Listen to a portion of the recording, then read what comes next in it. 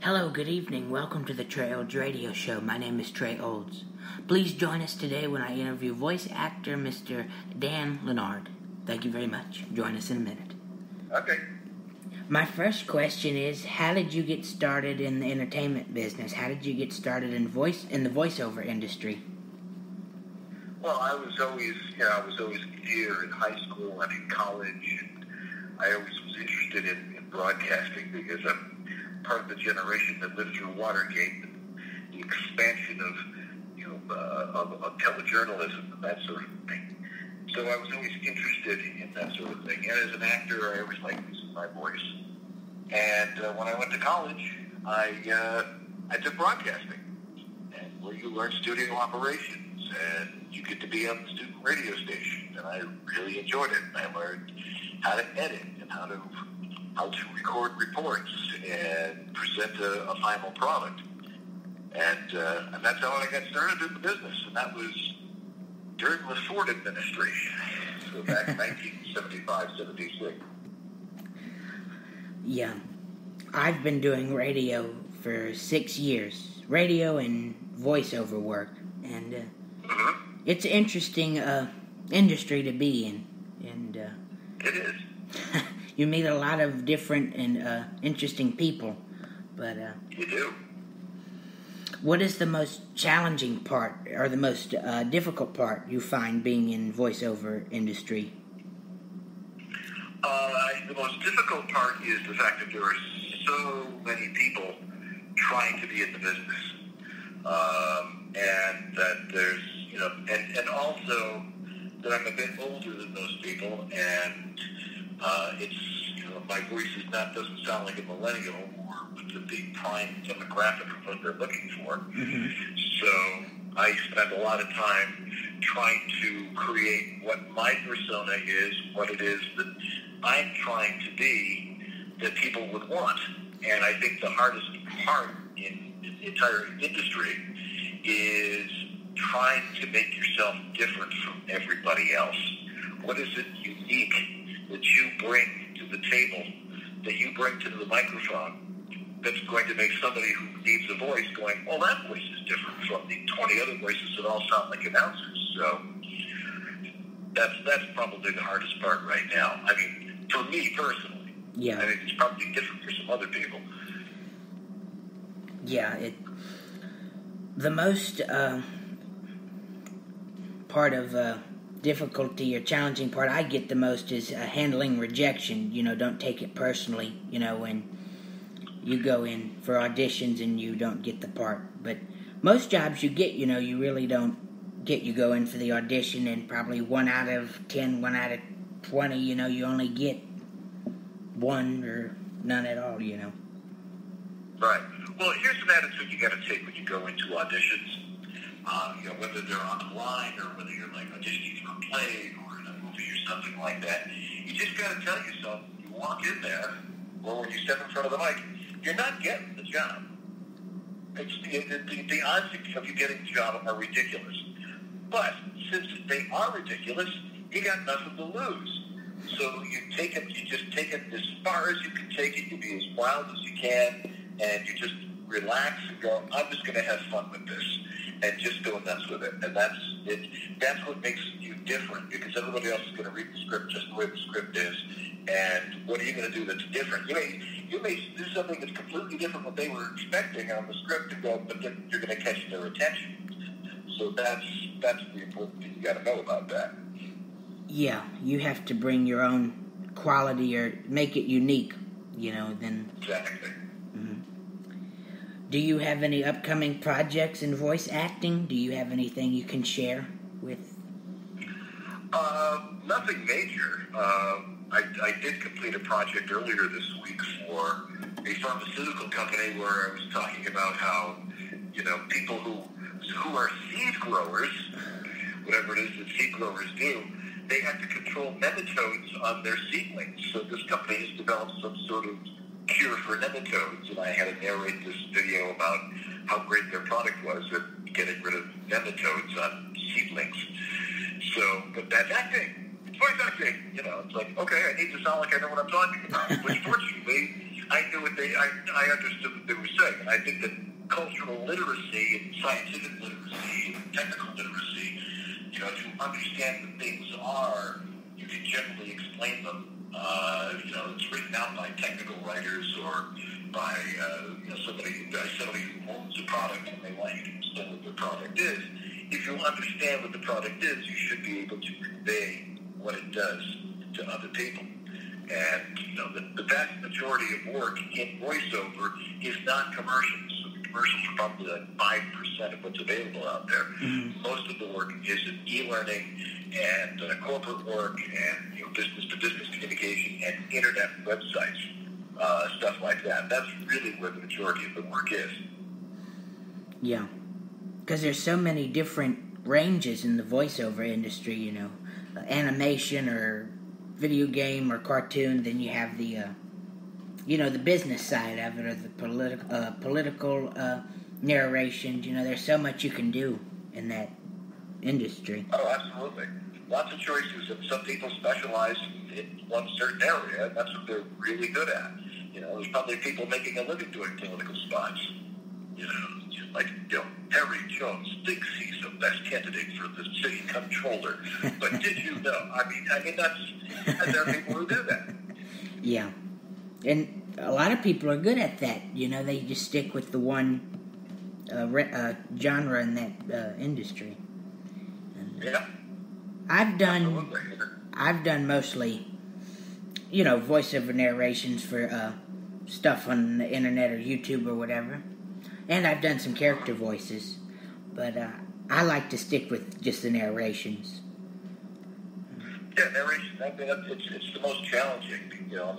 30-second scripts for a commercial, they pay well if you're doing like a national spot, but those jobs are so few and far between. So, you have to set your sights for what is it that you're really good at, and do the things that you're good at and that you get work for, and stop doing the things you don't. Yeah. If you love it very much and you have the passion for it, you're not going to give up. You have to keep going on if you love it, doing what Absolutely. you do. Absolutely. Mm-hmm. Besides voiceover work, have you done, like, on-camera work, like acting? Have you done that, or just... A little bit. I do. I've been in a couple of very small short films that have been fun to do, but people think that they don't work is glamorous work, and it's a lot of sitting around.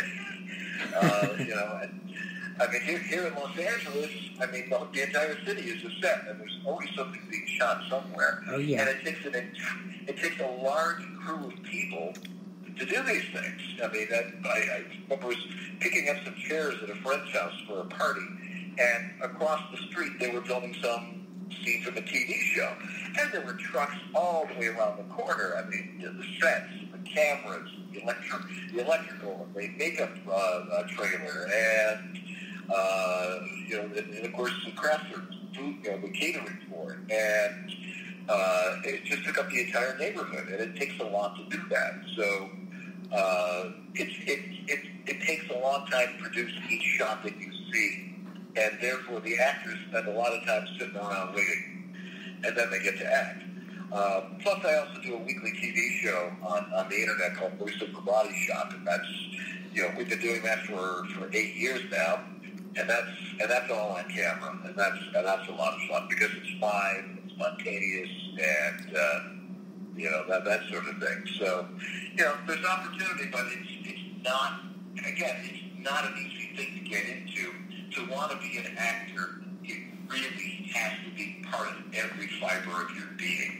Because auditioning for commercials and short roles here in Los Angeles, it's, there's 30 other people up against these roles, and you don't know what the producer wants. And you're like sitting in a casting lounge with other people. For example, I was auditioning for a Johnsonville Bronze commercial a couple months ago. Mm-hmm. And, I was auditioning for the part of the mayor. It's supposed to be like a parade or something like that.